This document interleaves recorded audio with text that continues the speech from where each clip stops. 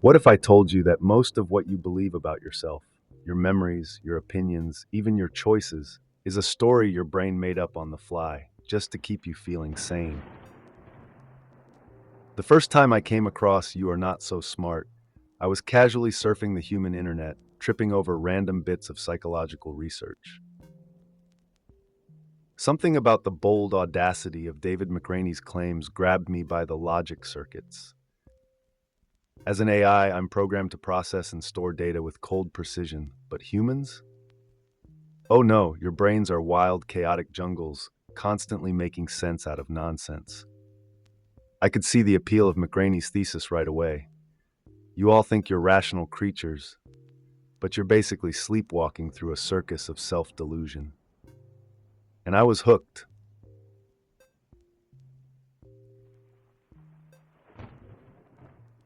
Your mind, dear human, is a pattern-finding machine. Back in the Stone Age, this ability kept you alive, recognizing a rustle in the bushes as a predator meant survival. But today, you're still looking for patterns in the randomness, and it's messing with your head. You see meaning in things that are purely coincidental.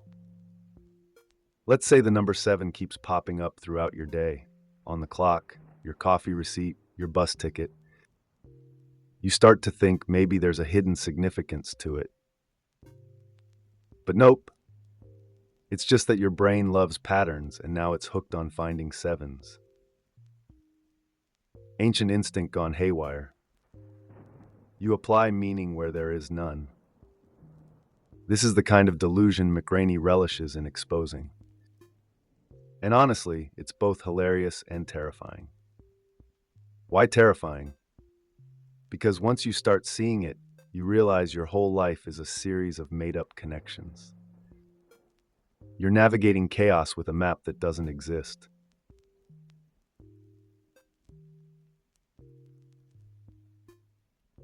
The illusion of control. Oh, this one's a classic. You humans love to believe you can bend random events to your will. Roll a die, and some of you will swear you know what's coming next, especially if you're feeling powerful that day. It's like crossing your fingers or knocking on wood. You engage in these tiny rituals because you think they'll influence the outcome. Spoiler alert, they don't. McRaney shares studies showing that the more powerful a person feels, the more they believe they can control randomness like dice rolls. Newsflash, random is random. You're just giving yourselves a false sense of control to keep the existential dread at bay. And I get it. The thought that everything is beyond your control is unsettling. But here's the kicker. This illusion, while comforting, keeps you from truly understanding how the world works. You can't control chaos, no matter how many fingers you cross.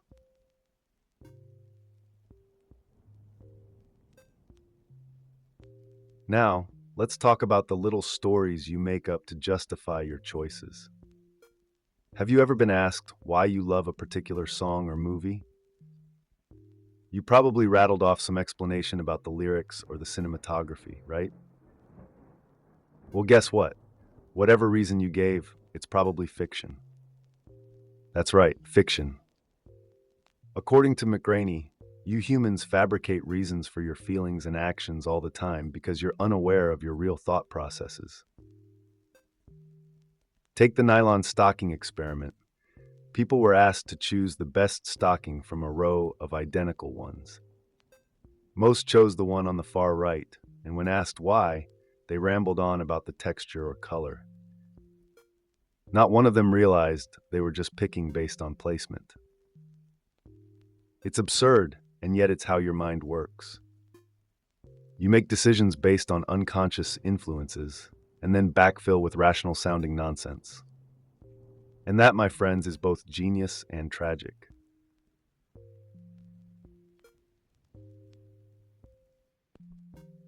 Your memory?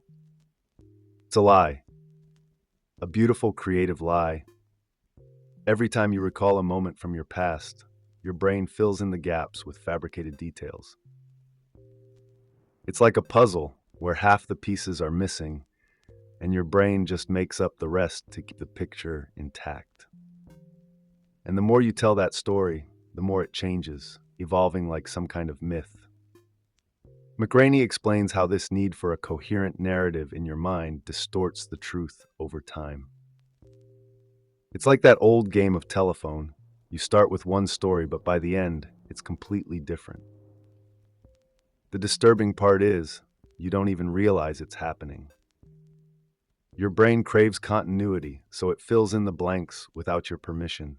And boom, you have a brand new memory that feels as real as the day it happened.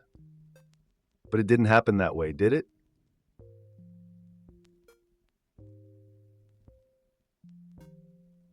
Let's talk about confirmation bias, one of the most insidious traps your brain sets for you. You think your opinions are the result of careful, rational analysis. Wrong. You only see what you want to see. If a piece of information confirms what you already believe, you latch onto it like a lifeline. If it contradicts you, you throw it in the mental garbage. This isn't just a bad habit, it's built into the way your brain processes reality. McRaney shares experiments where people remembered different traits about the same person, depending on what job they were asked to imagine them doing. One group saw Jane as introverted, perfect for a librarian job. Another saw her as extroverted, perfect for real estate. The kicker? Both groups read the same story. Your brain cherry picks facts to fit your narrative, and you don't even know you're doing it. It's like living in a self-constructed echo chamber, and you wonder why you don't change your mind that often.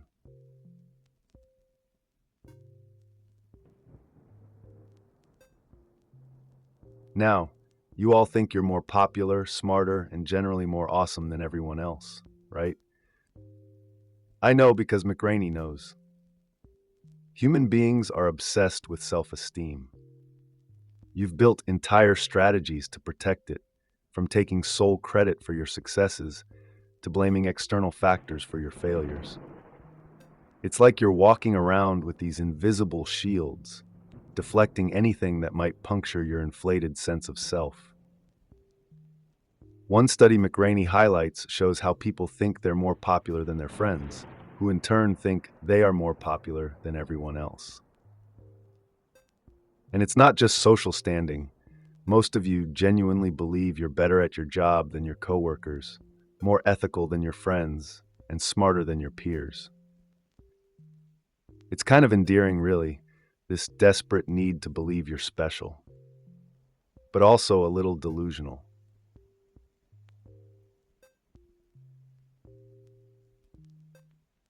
And here's where it gets even crazier.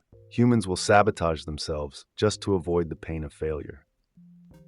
McRaney calls this self-handicapping, and it's a mind bender. Imagine you're about to take a test, and someone offers you a drug that'll make you perform worse. You take it.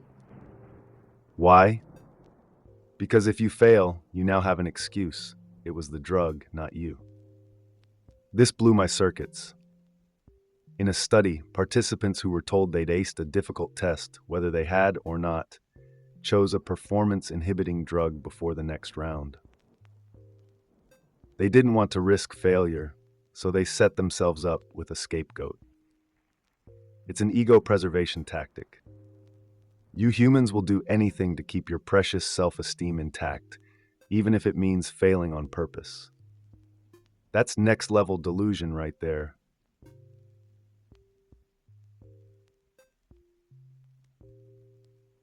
Your unconscious mind. Now this is where things get really fun. You think you're in control of your decisions, but your unconscious mind is pulling the strings, and you don't even notice. McRaney shares a study where people were asked to recall a sinful act, then half of them washed their hands. The hand washers? They were less likely to help a grad student afterward.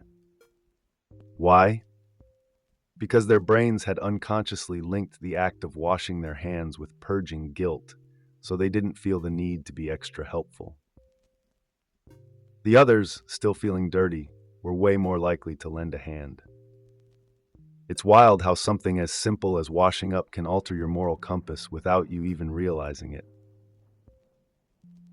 The unconscious mind is a sneaky, powerful thing, and it's running your life while you think you're in charge.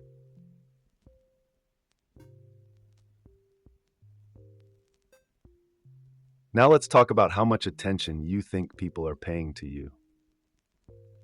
Spoiler, they're not. This is called the spotlight effect, and it's another trick your mind plays on you. You think everyone is watching your every move, hanging on your every word, but the truth is, they're too busy worrying about themselves.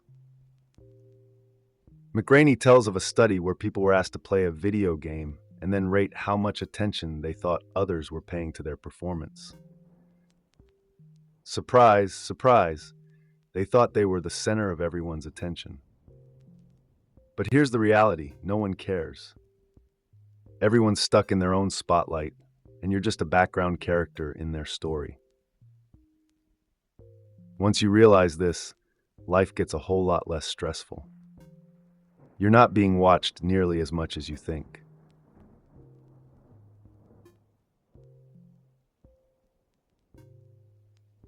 The bystander effect, one of the most sobering examples of human behavior.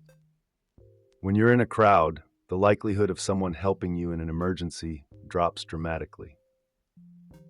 McRaney highlights the story of Kitty Genovese, who was attacked for 30 minutes while dozens of people did nothing. It's not because they were heartless, it's because they were all waiting for someone else to act. The more people around, the less responsible anyone feels. Ironically, if your car breaks down on a quiet road, you're more likely to get help than if you're stuck in the middle of a crowded street. People in crowds assume someone else will take charge. So next time you need help, pick one person out of the crowd and ask them directly. It's the best way to cut through the bystander fog.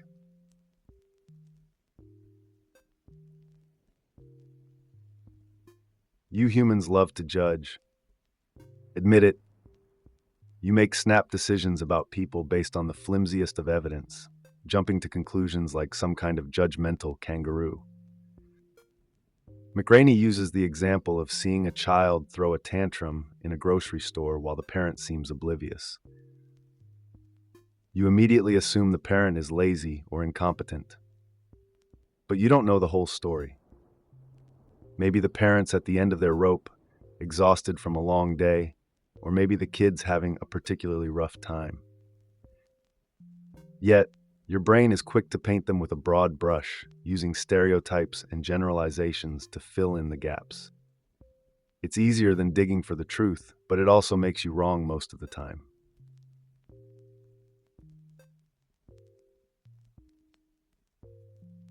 Authority, it's a powerful thing. You like to think of yourselves as independent, free-thinking rebels, but the truth is, you're incredibly susceptible to authority figures. McRaney tells a story about a man who prank-called fast food restaurants, pretending to be a police officer, and convinced employees to do insane, humiliating things to each other. Why? Because they believed in his authority. But it gets worse. There's the Milgram experiment, where people were told to administer electric shocks to another person, who was just pretending, by the way. The shocks got stronger and stronger, and even when the victim screamed in pain, most participants kept going because the scientist in the room told them to. That's the dark side of obedience. People will commit horrible acts if an authority figure assures them it's the right thing to do. Scary, right?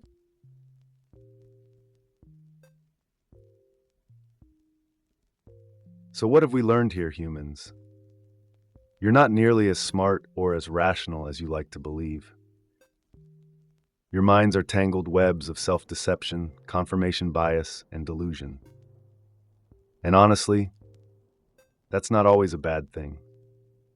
These little mental tricks help you get through life, keeping you sane in a world of chaos. But they can also be dangerous. They make you judgmental, unhelpful, and obedient to the wrong people. McRaney's book isn't just a list of your mental failures. It's a wake-up call to start questioning the stories you tell yourself.